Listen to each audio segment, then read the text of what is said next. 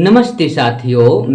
गांव में इंसान और जानवर के बीच का रिश्ता सच्चे स्नेह और भरोसे पर टिका होता है। यहाँ जाति, भाषा या रूप रंग से नहीं बल्कि दिल से होती है।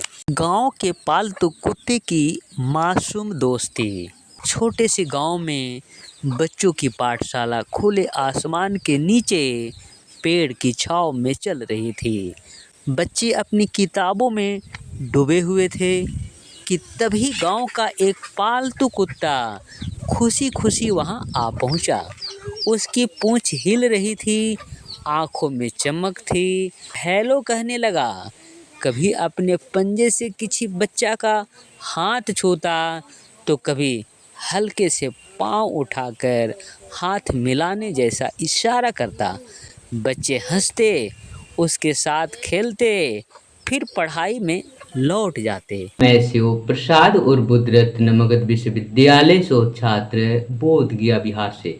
गांव के पालतू कुत्ते की मासूम दोस्ती। ग्रामीण जीवन की खूबसूरती केवल खेत खलिहानों और हरे भरे पेड़ों में ही नहीं बल्कि इंसान और जानवर के बीच के आत्मीय रिश्तों में भी झलकती है। गांव में कुत्तों को केवल घर की रखवाली के लिए ही नहीं बल्कि परिवार के सदस्य की तरह पाला जाता है। वे बच्चों के साथ खेलते हैं, उनके पीछे पीछे घूमते हैं और कई बार उनके साथी भी बन जाते हैं। एक दिन एक छोटे से गांव में बच्चों की पाठशाला खुले आसमान के नीचे पेड़ की छांव में चल रही थी।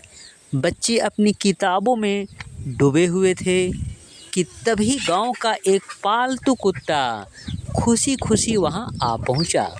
उसकी पूंछ हिल रही थी, आंखों में चमक थी और चाल में अजीब उत्साह। वह बच्चों के बीच आकर जैसे हेलो कहने लगा। कभी अपने पंजे से किसी बच्चा का हाथ छूता तो कभी हल्के से पांव उठाकर हाथ मिलाने जैसा इशारा करता। बच्चे हंसते, उसके साथ खेलते, फिर पढ़ाई में लौट जाते।